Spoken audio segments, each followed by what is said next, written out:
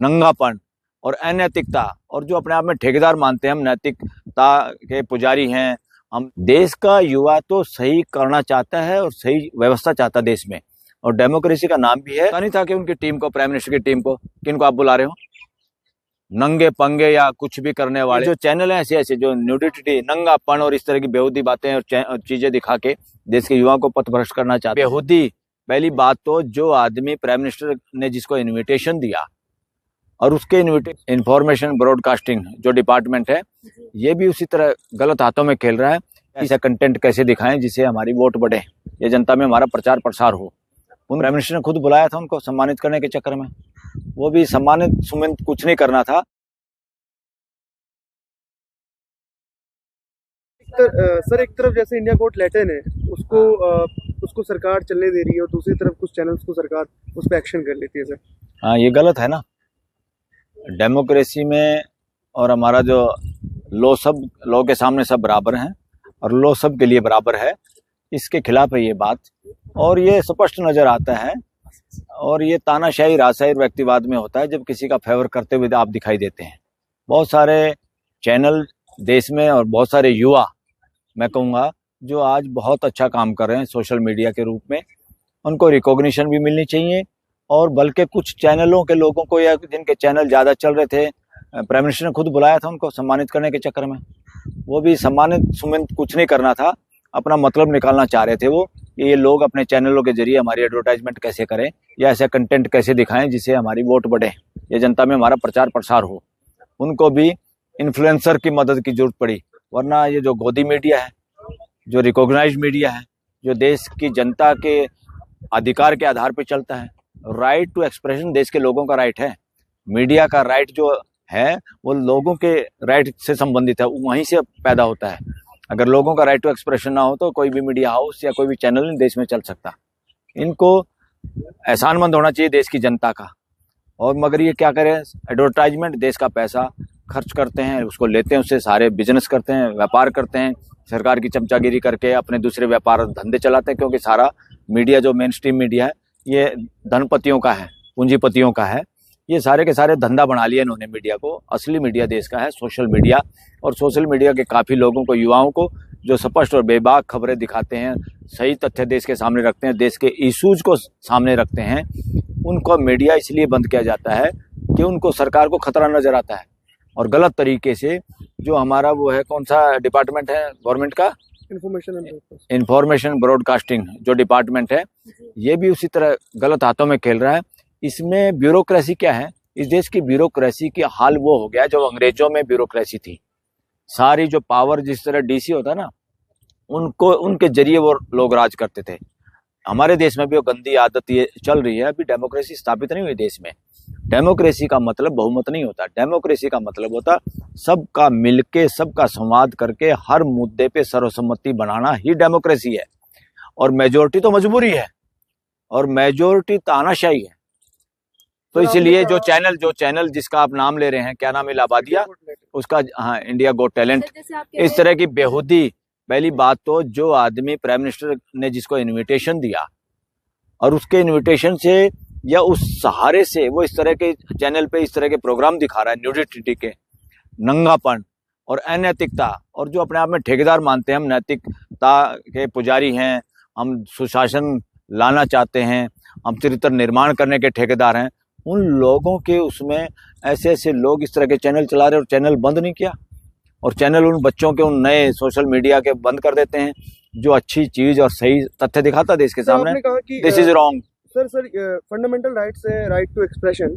Sir क्या इसकी कुछ लिमिटेशन है क्या, कि जिस तरीके से न्यूडिटी फैलाई जा रही है सोशल मीडिया पे? यस, कुछ लिमिटेशन भी है इससे? 100%।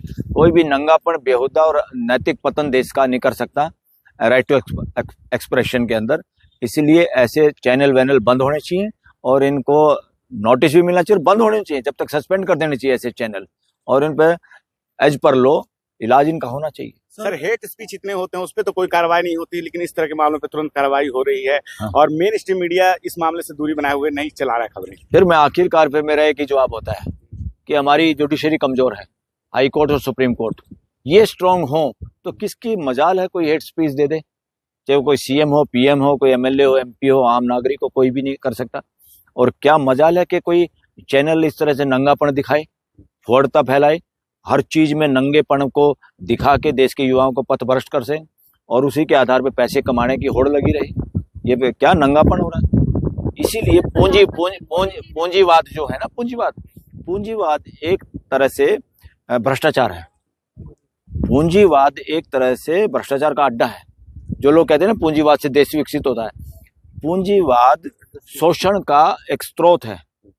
और ये जो चैनल है ऐसे ऐसे जो न्यूडिटी, नंगापन और इस तरह की बेहूदी बातें और चीजें दिखा के देश के युवाओं को पथभ्रष्ट करना चाहते हैं, करते हैं और उससे पैसे कमाते हैं, तो ये सारे के सारे वही हैं। ये भी कैपिटलिज्म है। प्रधानमंत्री मोदी ने ही रणबीर अलाहाबादिया को बेस्ट कंटेंट क्रिएटर का अवार्ड भी दिया। ऐसे तमाम इन्फ्लुएंसर थे जिनको अवार्ड मिला है। फिर बताओ ना, इससे साबित होता है आपकी संगत से आप पहचाने जाते हैं। तो किन लोगों को आप बुला रहे हैं? पता नहीं था कि उनकी टीम को, प्राइम मिनिस्टर की टीम को, किन को आप बुला रहे हो? नंगे पंगे या कुछ भी करने वाले, आपको तो ऐसे चाहिए ढोल बजाने वाले, आपकी चमचागिरी करने वाले, ताकि आपकी खबर फैलाएं, उन्हीं को गोद उठा लो। तो कितने भ्रष्ट नेताओं को दूसरी पार्टियों में से ला के अपनी पार्टी में शामिल करके सरकार चल रही है कि नहीं चल रही है सर? तो मजाक हो रहा कि नहीं हो रहा डेमोक्रेसी का? क्या देश का युवा इन सब चीजों से प्रभावित हो रहा है? देश का युवा तो सही करना चाहता है और सही व्यवस्था चाहता है देश में। और डेमोक्रेसी का नाम भी है व्यवस्था। गवर्नमेंट ऑफ इंडिया का मतलब है भारत में मानवीय व्यवस्था। मगर यहाँ पे डेमोक्रेसी में सबकी भागीदारी, सबकी हिस्सेदारी, और युवाओं को शामिल नहीं किया जा रहा है इस देश में। युवा इसलिए टेंशन में होते हैं। बहुत सारे युवा तो सालों साल, कितने की जिंदगी बर्बाद हो जाती है सो कॉल्ड नेताओं के नारेबाजी लगाने में। मोदी जिंदाबाद, केजरीवाल जिंदाबाद, XYZ जिंदाबाद। और वहां वो परिवारवाद हर एक उस पार्टी में है, तानाशाही है मानसिकता में। PM MP को नहीं मिलता, CM अपने MLA को नहीं मिलते, और हाउस में जो CM बनते हैं वो हाउस के मेंबर CM को चुनते हैं, पार्लियामेंट के मेंबर प्राइम मिनिस्टर को चुनते हैं। मगर यहाँ क्या हो रहा है, ऐसे पर्ची निकालते हैं जैसे चाय की पर्ची दिखाते हैं टी स्टॉल पे, लो भाई फलाना बन गया CM। ये मजाक है, ये वायलेशन है संविधान का। संविधान ऐसा नहीं चाहता। संविधान किसी एक आदमी को, किसी एक सांड को इस देश में नहीं बिठाना चाहता। ये राजशाही में होता है, तानाशाही में होता है, व्यक्तिवाद में होता है। संविधान नीचे से चलता है, नीचे की डेमोक्रेसी को मजबूत करना चाहता है, ताकि एक एक नागरिक की भागीदारी हो देश की व्यवस्था में।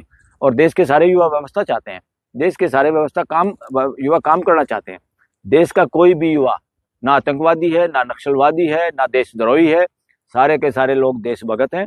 मगर उनको जानबूझ के जो लोग आवाज उठाते हैं नाइंसाफी के खिलाफ, आवाज उठाते हैं गलत पॉलिसी के खिलाफ, आवाज उठाते हैं कि लोगों को बोलने नहीं दिया जा रहा, तो इस तरह की जब अधिकारों की आवाज उठाते हैं, और जो लोग आवाज उठाने से डरते नहीं, फिर जानबूझ के उनको आतंकवादी, नक्सलवादी कुछ कुछ कहा जाता है। जो लोग ट्रांसपेरेंसी की बात करते हैं उनको फिर आरोप लगा के देश के सामने प्रस्तुत किया जाता है, ये आतंकवादी हैं, ये देश को विभाजन करेंगे और हम ठेकेदार हैं देश के, हम सब कुछ ठीक करेंगे। नॉनसेंस।